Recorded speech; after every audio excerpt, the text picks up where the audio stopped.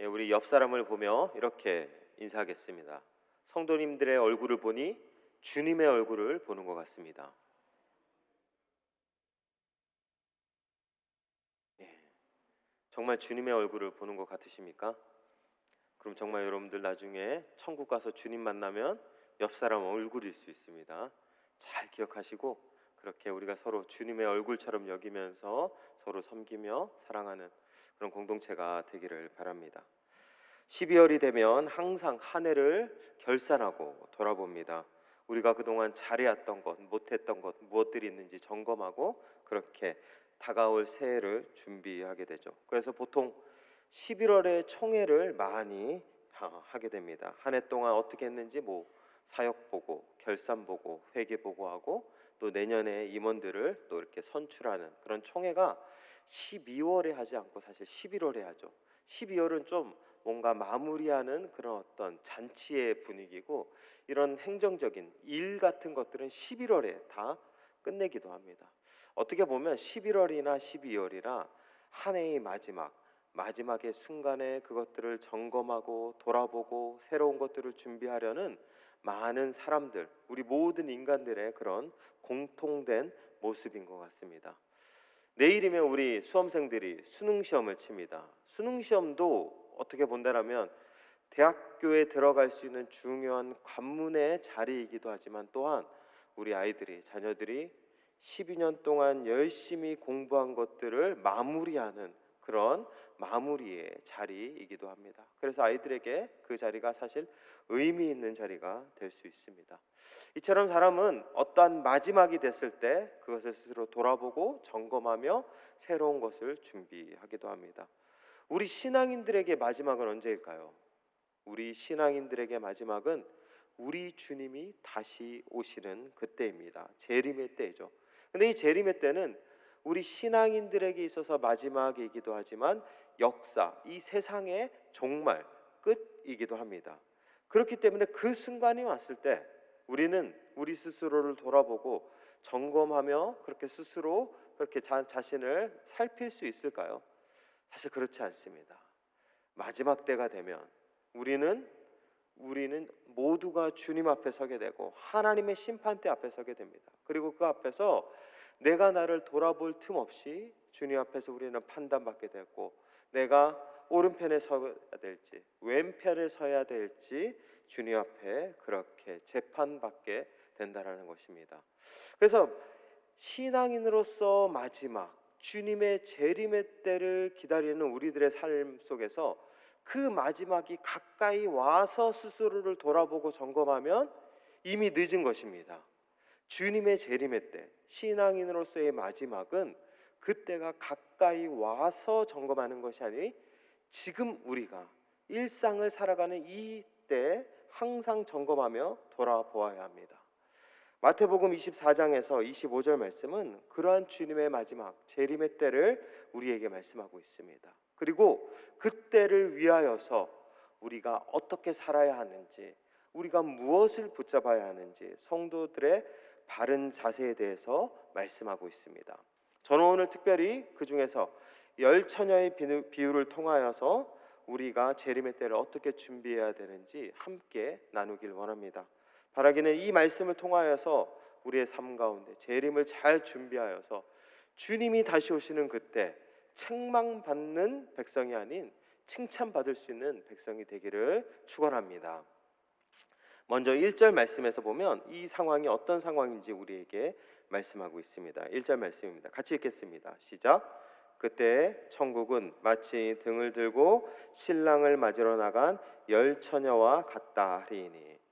마지막 주님이 오시는 그 재림의 순간을 주님은 지금 신랑을 맞으러 나간 열 처녀와 같다라고 그렇게 비유하고 있습니다. 그런데 이 열 처녀를 주님이 딱 반으로 나와서 반반으로 이렇게 평가하고 있죠. 2절 말씀입니다. 같이 읽겠습니다. 그 중에 5은 미련하고 5은 슬기 있는 자라. 주님은 이 열 처녀 중에 5은 미련하고 5은 슬기 있는 여인이라고 말씀하고 있습니다. 미련하다, 슬기 있다. 어떤 차이가 있을까요? 사실 이 두 단어는 반대되는 개념입니다. 슬기 있다 이 단어를 원어적인 그런 개념으로 봤을 때는 신중하다라는 의미를 갖고 있습니다.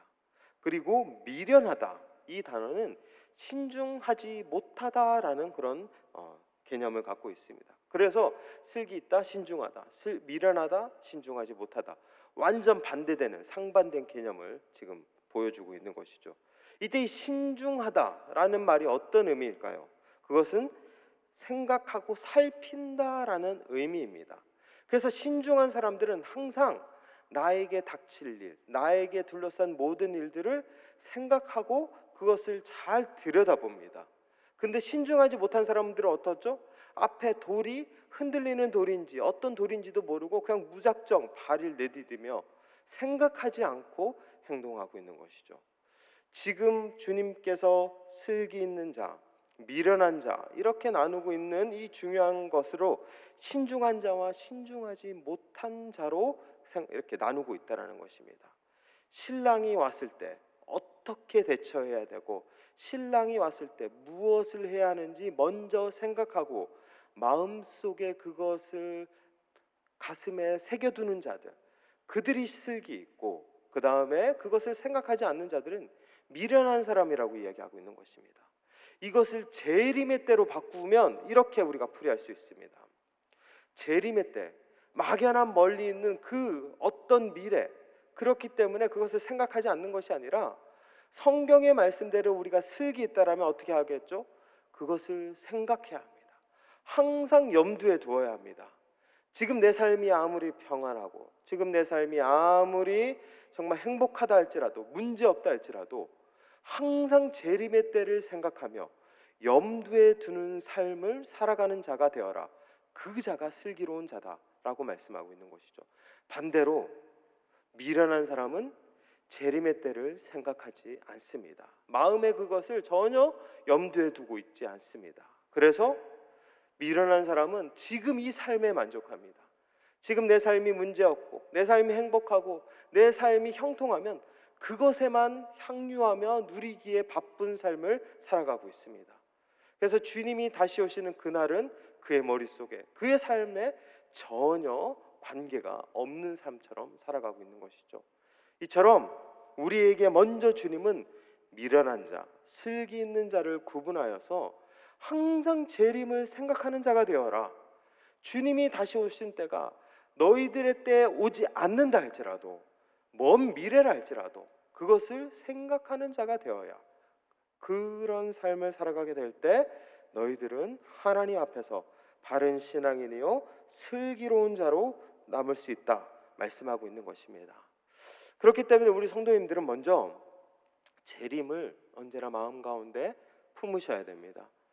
우리 성도님도 오늘 하루 동안 예수님이 다시 오시는 그때를 몇 번 생각하셨습니까?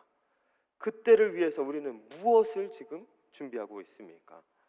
어떻게 본다면 우리의 일상은 재림과는 상관없는 일상을 살아갈 수 있도록 계속 우리를 누군가가 마치 끌어당기고 있는 것 같습니다. 이러한 말씀에 비춰본다면 그런 우리 자신을 다시 한번 깨닫고 날마다 우리의 삶 가운데서 주님이 다시 오시는 그날을 기억하며 살아가는 자들이 되어야 되는 것입니다. 오늘 바라기는 우리 모든 성도님들이 재림을 마음에 품고 신중한 자가 되어서 슬기 있는 자가 되시기를 소망합니다. 그렇다면 이 미련한 자와 슬기 있는 자가 어떻게 그렇게 차이가 나게 될까요? 3절 4절 말씀입니다. 우리 같이 한 목소리로 읽겠습니다. 시작. 미련한 자들은 등을 가지되 기름을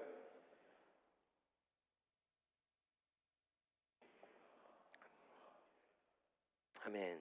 자, 이 미련한 자와 슬기 있는 자, 항상 신랑이 올 것을 생각한 자와 생각하지 않는 자의 차이가 어떻게 나타나죠? 기름입니다. 슬기 있는 사람은 기름을 준비했고 미련한 사람은 기름을 준비하지 않았습니다. 결국 기름의 차이가, 기름의 여부의 차이가 이들 안에 나타나게 되는 것이죠. 그렇다면 이 기름이 지칭하는 것이 무엇일까요? 이것을 먼저 알기 위해서는 먼저 등이 지칭하는 것이 무엇인지 우리가 좀 살펴보아야 되겠습니다. 등은 무엇일까요? 등은 빛을 내는 것이죠.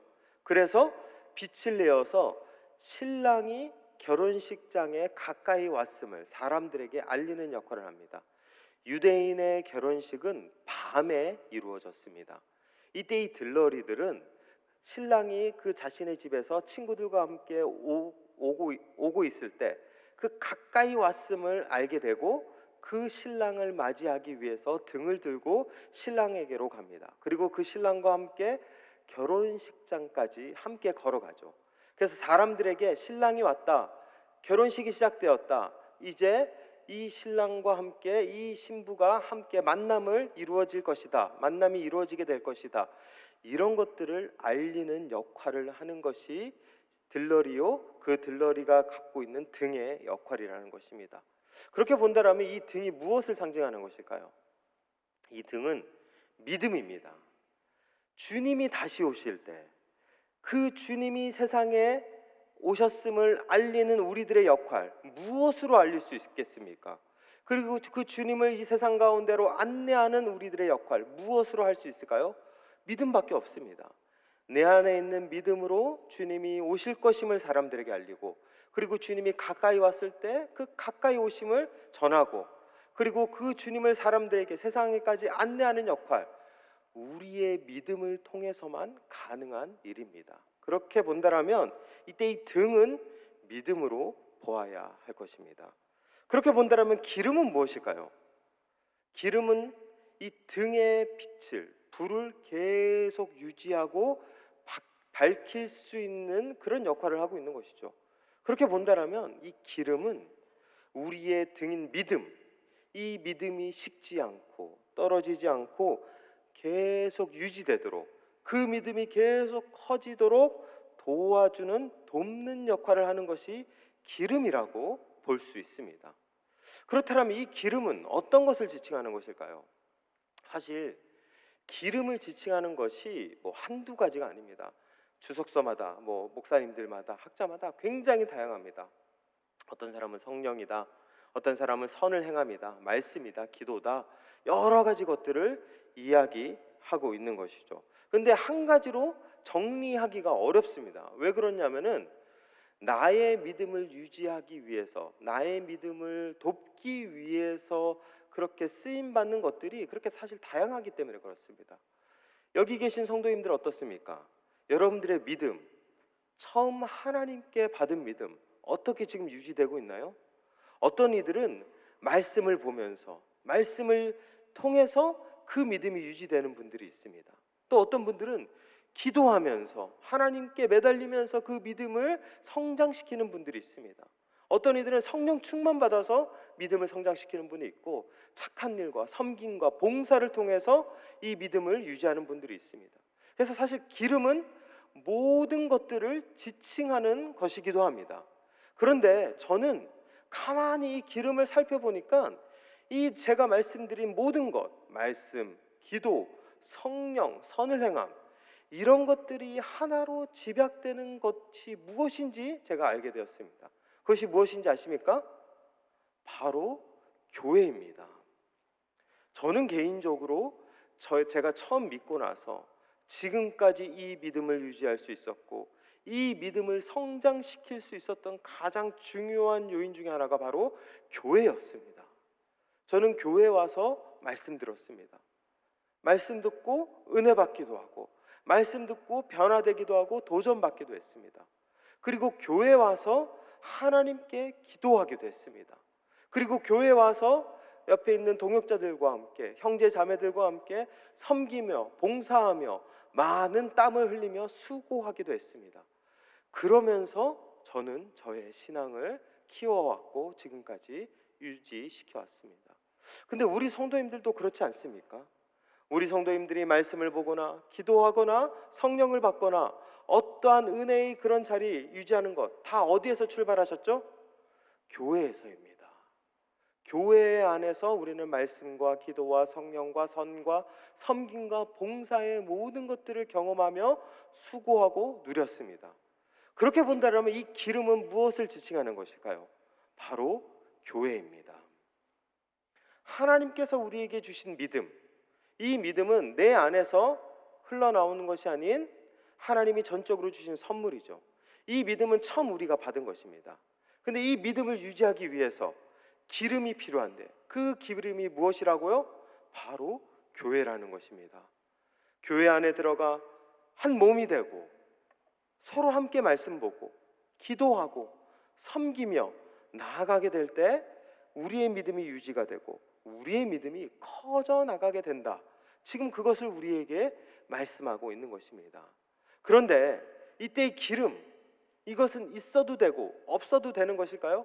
믿음이 중요하니까, 믿음이 등, 빛을 내는 수단이니까 기름 어차피 등 안에 있지 않습니까?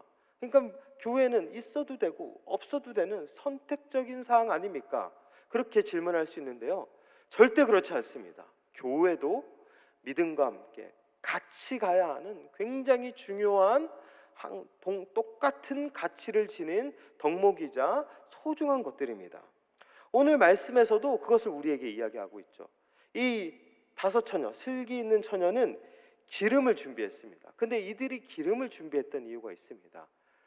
제가 앞서 말씀드렸다시피 등이라고 말씀드렸는데, 사실 엄밀하게 정확하게 말씀드리면 이때 당시 들러리들이 밤에 불을 밝히기 위해서 사용했던 것은 등이 아니라, 기름을 넣고 심지에 그 기름을 이렇게 담가서 불을 내 밝혀서 쓰는 그런 등이 아니라 횃불이었습니다. 나무에다가 솜뭉치를 말아서 그 솜뭉치에 기름을 묻혀서 불을 내서 유지되는 그런 횃불을 들고 신랑을 맞이했습니다. 근데 이 횃불의 그 불타는 지속 시간이 어느 정도 될까요? 15분 정도밖에 안 된다고 합니다. 15분이면 긴 시간일까요? 짧은 시간일까요? 사실 긴 시간이 아닙니다. 짧은 시간이죠. 신랑이 온다라는 소식을 듣고 들러리들이 횃불에 불을 밝혀서 나아갑니다. 그리고 그 신랑이 오는 것을 기다려야 합니다. 그런데 변수가 생길 수 있죠. 신랑이 오다가 아는 사람 만나서 지체되거나 길을 잃어버리거나 여러 가지 상황이 생길 수 있고, 또 와서도 신랑이 사람들과 악수하고 인사하고 그렇게 서로 하다 보면 시간이 지체될 수 있습니다. 결혼식장까지 가는 그 시간은 15분으로는 절대 부족한, 턱없이 부족한 시간입니다. 그렇기 때문에 횃불을 준비하는 들러리들은 반드시 여분의 기름도 준비해야 했습니다. 여분의 기름은 있어도 되고 없어도 그만인 선택적인 사항이 아니라 반드시 있어야 되는 필수적인 것이었습니다. 결국 이 슬기 있는 여인들은 뭔가 특별한 여러 가지 변수를 생각해서 특별한 것을 준비한 것이 아니라 당연히 필수품을 이들은 준비한 것입니다. 이처럼 기름은 결혼식장에서 들러리들이 신랑을 맞이하고 안내하기 위해서는 가장 중요한 물품 중에 하나라는 것입니다. 교회가 그렇다는 것이죠. 우리가 섬기는 이 교회 안에서 신앙생활하고 내가 교회 안에서 섬기고 교회 안에서 한 몸이 되어서 내가 해야 될 역할을 감당해야 된다는 것, 해도 되고 안 해도 되는 선택적인 상황이 아니라는 것입니다. 이것은 우리가 반드시 붙잡아야 되는 필수적인 것입니다. 이것이 있어야 믿음도 자라고, 또한 믿음도 교회와 함께 성장하여서 둘이 함께 시너지를 낼 수 있다라고 우리에게 말씀하고 있는 것입니다. 그렇기 때문에 우리에게 교회는 믿음과 함께 평생 붙잡아야 될 하나님의 은혜의 자리입니다. 근데 생각해 보면 그렇습니다. 여러분들, 섬기면서 그냥 내가 시간 남아서 내 안에 있는 재능과 은사를 교회에 어느 정도 수혜를 베풀기 위해서, 섬기기 위해서 내가 교회에 봉사하는 것 같지만, 사실 교회가 나에게 은혜 주기 위해서 그 자리를 허락한 것입니다. 교회가 나에게 하나님의 믿음을 더욱더 키워주기 위해서 은혜의 자리를 우리에게 내어준 것입니다. 그렇기 때문에 내가 선택한 것이 아니라 교회가 나를 선택한 것입니다. 우리 모든 이들은 그렇게 교회 안에서 머리이신 예수 그리스도께서 우리를 선택하셨고 부르셨고 그 자리에서 섬기며 나아가는 자들, 그것이 바로 이 몸된 공동체 대구 제일교회 모든 성도의 섬김의 자리라는 것입니다. 그렇다면 이 자리 해도 되고 안 해도 되는 것일까요? 절대 그렇지 않습니다. 반드시 해야 합니다. 이것이 해야 내 믿음도 유지되고 하나님 앞에 신랑이 오는 그때까지 우리가 주님 앞에 온전히 감당하며 나아갈 수 있는 것입니다. 우리 여기 계신 모든 분들 교회가 되셔서 이 자리에 함께 하셨고, 그리고 섬기며 헌신하며 주님 앞에 나아가시기를 소망합니다. 그렇게 우리가 감당하며 나아가게 될 때 우리를 통하여서 우리 안에 있는 믿음도, 교회를 통한 하나님의 은혜도 날마다 경험하며 그것들을 누릴 수 있게 되는 것입니다. 그런데 이렇게 반문하시는 분들도 있을 것 같습니다. 맞습니다, 목사님. 교회를 통해서 은혜 받죠. 내가 교회를 통해서 믿음이 성장했습니다. 내가 교회를 통해서 섬기며 나아가게 될 때 많은 정말 추억도 있습니다. 근데 사실 교회 때문에 제가 상처받았습니다. 교회 때문에 은혜도 받았지만 교회 때문에 시험도 들었습니다. 교회 때문에 신앙도 버릴까, 그렇게 제 안에 의심도 들기도 했습니다. 그렇게 저한테 질문하시는 분들도 있을 것 같습니다. 교회가 좋기도 하지만 사실 오늘날 교회 마냥 좋은 것 같지는 않습니다. 저의 삶을 힘들게 하는 것이 때로는 교회의 자리인 것 같고, 그래서 나도 사역 내려놓고 싶고 헌신의 자리 내려놓고 싶고 이제는 한 발짝 뒤로 물러나고 싶은 마음이 제 안에 듭니다. 이렇게 저한테 질문하시는 분도 있을 것 같습니다. 맞습니다. 사실 교회를 통해서 우리가 믿음도 누렸고 은혜도 받았지만 교회를 통해서 상처도 받고 시험도 받기도 했습니다. 근데 이것이 성경 말씀에서는 전혀 이상한 것이 아니라는 것을 우리에게 말씀하고 있는 것입니다. 5절 말씀에 보면 이런 말씀이 있습니다. 5절 말씀입니다. 우리 같이 읽겠습니다. 시작. 신랑이 더디옴으로 다 졸며 잘세. 예. 지금 이렇게 결혼식이 열리고 열 처녀가 신랑이 오기를 준비합니다. 근데 신랑이 지금 어떻게 되죠? 더디옵니다. 오는 시간보다 지체되는 것이죠. 계속 기약 없는 기다림으로 계속 이들은 앉아 있었습니다. 그러니까 이들이 어떻게 되죠? 지금 다 졸며 자고 있는 것입니다. 미련한 여인들만 자고 있는 것이 아니라 슬기 있는 여인, 교회와 믿음을 함께 붙잡고 있는 이들도 지금 자고 있는 것입니다.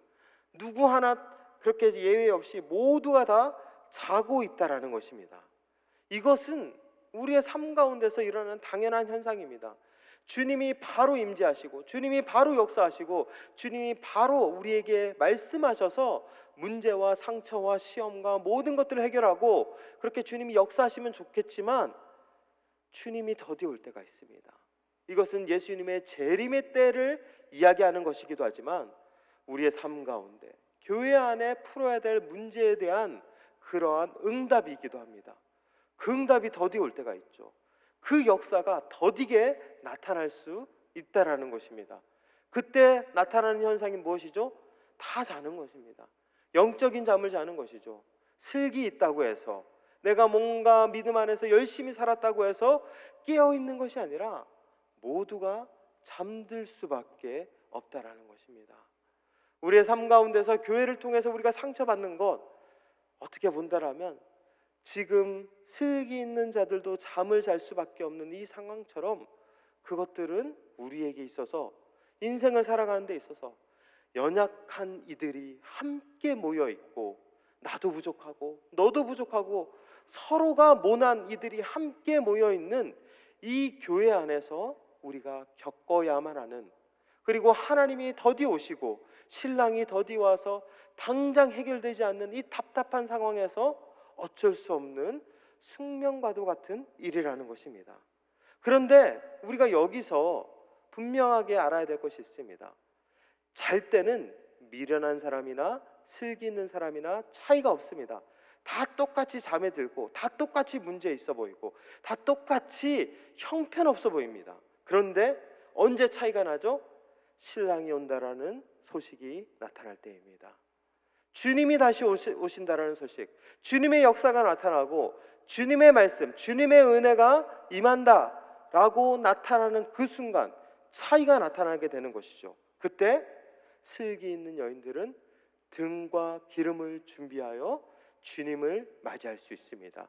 신랑을 맞이할 수 있습니다. 그런데 미련한 이들은 똑같이 잠을 잤지만 눈이 뜨고 난 다음에 그들은 기름이 없기에 신랑을 맞이할 수 없습니다. 주님의 응답과 주님의 은혜를 누릴 수 없다라는 것입니다.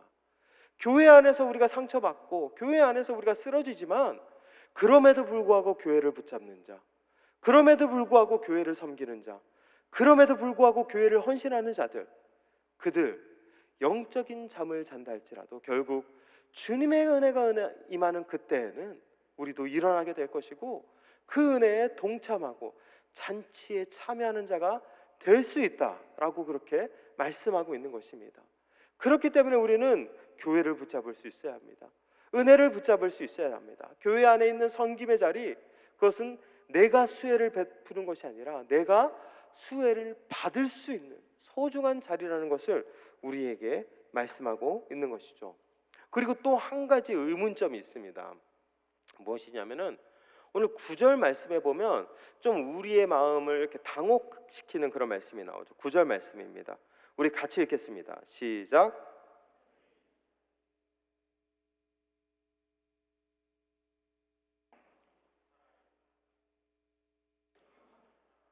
아멘. 여기서 보면 그렇게 신랑이 온다는 소식을 듣고 미련한 여인과 슬기는 여인이 같이 횃불을 들고 나갑니다. 근데 아시다시피 15분밖에 타지 않는 횃불이기 때문에 미련한 자들의 그 횃불은 곧 꺼지게 되죠. 그래서 슬기는 여인들의 기름을 좀 달라 합니다. 근데 이 슬기는 여인들이 뭐라고 하죠? 안 주죠. 내 것도 부족한다. 근데 못 준다. 줄 수 없다라고 이렇게 얘기합니다.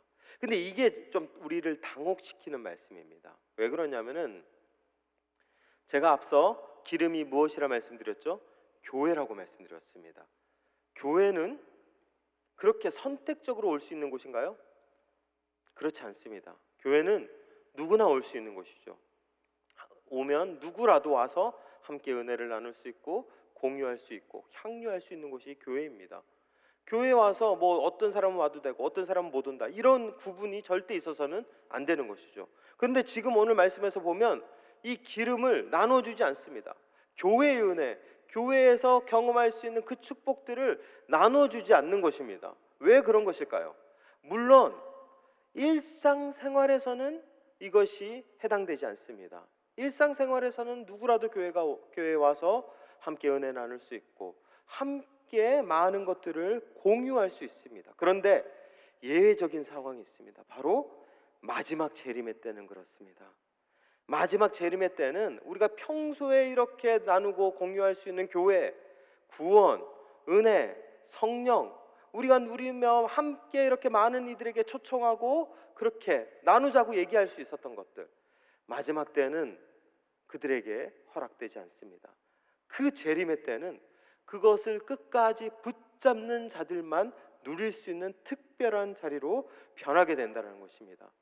노아가 방주를 만들고 방주의 문을 열어놨을 때는 누구든 왔겠지만 비가 내리고 방주의 문이 닫을 때는 어느 누구도 들어갈 수가 없는 것처럼 교회도 마찬가지입니다.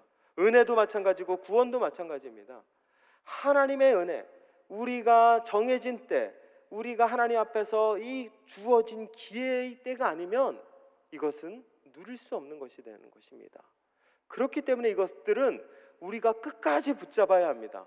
지금 붙잡았다가 놓아도 되고 또 내가 하고 싶을 때 하는 그런 선택적인 것이 아니라 항상 신랑이 언제 올지 모르는 그 상황을 대비하여서 그때가 되면 내가 붙잡는 이것, 절대로 빼앗길 수 없는 이것을 주님 앞에 가지고 나아가야 하기 때문에 우리는 이것을 붙잡을 수 있어야 합니다. 요한계시록 3장 11절 말씀도 동일하게 우리에게 그 말씀을 하고 있습니다. 이 요한계시록 3장 11절 말씀은 빌라델비아 교회를 향한 주님의 말씀입니다. 이 말씀을 같이 읽겠습니다. 시작. 내가 속히 오리니 내가 가진 것을 굳게 잡아 아무도 내 면류관을 빼앗지 못하게 하라. 네. 주님은 우리가 가진 것을 굳게 잡으라는 것입니다. 그리고 그것을 아무도 빼앗지 못하게 만들라는 것입니다. 그래야 그것이 우리에게 상급이 되고 은혜가 되고 보상이 되고 면류관이 될 것이다 말씀하고 있는 것입니다. 제가 이렇게 계속 쭉 말씀드렸던 이 모든 믿음과 교회, 등과 기름의 이 모든 것들은 결국 우리가 붙잡고 절대로 다른 이들에게 나눠주기보다는 내가 사수해야 될 것으로 지금 오늘 비유 말씀은 우리에게 말씀하고 있습니다. 그렇게 사수하며 나아가게 될 때 하나님의 은혜를 누리고 상급을 누릴 수 있다라는 것입니다. 우리 모든 성도님들 이 은혜 누리시길 바랍니다.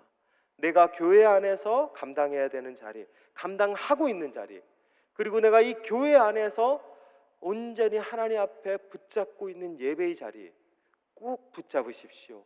마지막 때까지 긴장을 늦추지 말고 붙잡으며 나아가게 될 때 이것이 우리에게 상급이 될 것이며 영광이 될 것이며 은혜가 될 것입니다. 그리고 더 큰 은혜가 있습니다. 그렇게 붙잡는 우리의 삶 그 자체도 상급 바라보고 했는데, 영광 바라보고 했는데, 주님이 다시 오시는 그날 바라보고 했는데, 오히려 그렇게 붙잡는 그 자체가 우리에게 더 큰 소중한 은혜로 다가오게 된다라는 것입니다. 제가 얼마 전에 한 소중한 참 은혜로운 예화를 읽은 적이 있습니다. 멕시코시티의 한 시장에서 양파를 파는 인디언 노인에게 한 미국인이 와서 양파를 사려고 했습니다. 그 미국인은 그 인디언 노인이 가지고 있는 양파를 단번에 다 사겠으니 나에게 팔라라고 이렇게 제안을 했죠. 그런데 이 인디언 노인은 이 제안을 단칼에 거절합니다. 그래서 미국인이 좀 의아했죠.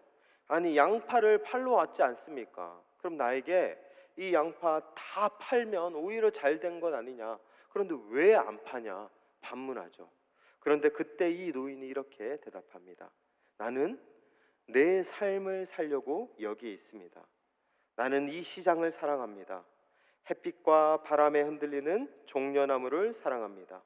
나는 내 친구들이 와서 부에노스 디아스라고 와서 인사하고 담배를 태우며 곡물에 관해 이야기하는 것을 좋아합니다. 이런 것들이 내 삶입니다.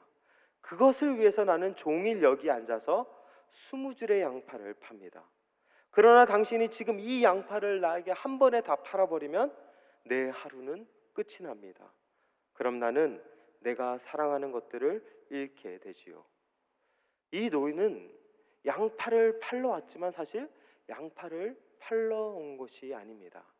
양파를 팔면서 이 노인이 즐길 수 있는 그 하루, 친구들과 만나 부에노스 디아스라며 인사하고 서로 함께 여러 가지 이야기도 하고 잡담도 하며 담배도 피우며 그렇게 하루의 소소한 즐거움을 누리고 종려나무에서 불어오는 바람을 느끼며 그 나에게 주어진 이 하루, 시장에서 즐길 수 있는 그 소중한 것들을 누리기 위해서 이 노인은 양파를 팔고 있었던 것입니다. 그런데 이것이 우리도 마찬가지입니다. 우리도 그렇게 처음에는 상급 바라보고 재림의 때 구원받기 위해서, 면류관 얻기 위해서 믿음 지키고 교회를 위해서 섬기고 교회 안에서 내가 예배드리고 말씀 보고 기도했습니다. 그런데 그렇게 1년, 2년, 10년 살다 보니까 그 상급도 좋고 그 면류관도 좋고 그 은혜도 좋지만 이제는 그것을 위해서 살아가는 이 하루 자체가 우리에게 소중한 것입니다. 우리가 예배드리는 이 하루가 우리에게 너무나도 소중하고 함께 말씀을 보고 함께 내 옆에 있는 이들, 처음에 인사했듯이 성도님의 얼굴을 보니 주님의 얼굴을 보는 것 같습니다 라며 서로 함께 웃으며 인사하며 교제하는 이 자리 그 자체가 우리에게 그 어떠한 것과도 바꿀 수 없는 소중한 것으로 남게 된다는 것입니다. 이것이 하나님이 우리에게 주신 은혜입니다. 재림의 때 우리에게 주시는 그 보상도 은혜고 면류관도 은혜겠지만 그것을 붙잡기 위해서 일상을 살아가며 우리가 붙잡는 이 수많은 믿음의 자리, 예배의 자리, 섬김의 자리, 그 자체가 이제는 우리에게 소중한 보물과도 같은 것이 되었다는 것이죠. 오늘 수요예배 사실 저녁 때는 많은 분들이 모이지 않습니다. 그럼에도 불구하고 항상 동일한 분들이 이 자리에 함께 하시는 것 같습니다. 10년, 20년, 30년 동일하게 이 자리를 지키시는 분들, 그들은 왜 이 자리에 많이 모이지도 않고 휑한 이 자리에 그 내 자리를 지키고 있는 것일까요? 이제는 그 자리가 무언가를 얻기 위해서가 아니라 그저 양파를 팔러 와서 친구들과 함께 잡담하며 노인이 그렇게 누렸던 그 즐거움처럼 우리의 이 자리가 이제는 즐거움이 되고 나에게 소중한 것이 되고 나에게 있어서 어떠한 것과도 바꿀 수 없는 귀중한 보물이 되었기 때문 아닐까요? 우리가 이런 것들을 하나님께서 주신 은혜임을 깨달으며 나아가게 될 때 우리의 삶은 더욱더 큰 믿음으로 하나님이 기뻐하시고 주님이 칭찬하시는 그런 믿음의 삶으로 우리의 삶이 나아가게 될 것입니다. 그리고 그러한 삶이 쌓여져 나가게 될 때 주님이 다시 오시는 그때 주님께서도 우리를 칭찬하여 주실 것입니다. 잘하였도다 충성된 종아, 네가 나를 위해 충성하였으니 이 즐거움에 함께 참여하자. 주님이 말씀하실 것입니다. 우리 모든 성도님들이 함께 이 은혜 붙잡고 이 즐거움의 하루, 이 우리가 절대로 빼앗길 수 없고 바꿀 수 없는 이 소중한 일상, 이 자리를 온전히 붙잡으며 나아가는 모든 믿음의 권속들 되시기를 주님의 이름으로 축원합니다. 이 시간 함께 기도하며 나가겠습니다. 오늘 말씀을 기억하며 하나님, 내가 믿음을 붙잡고 살아가게 하여 주시옵소서. 또한 그 믿음 안에서 이 교회, 하나님이 나에게 주신 이 교회 붙잡고 섬기며 충성된 삶 살아가게 하여 주시옵소서.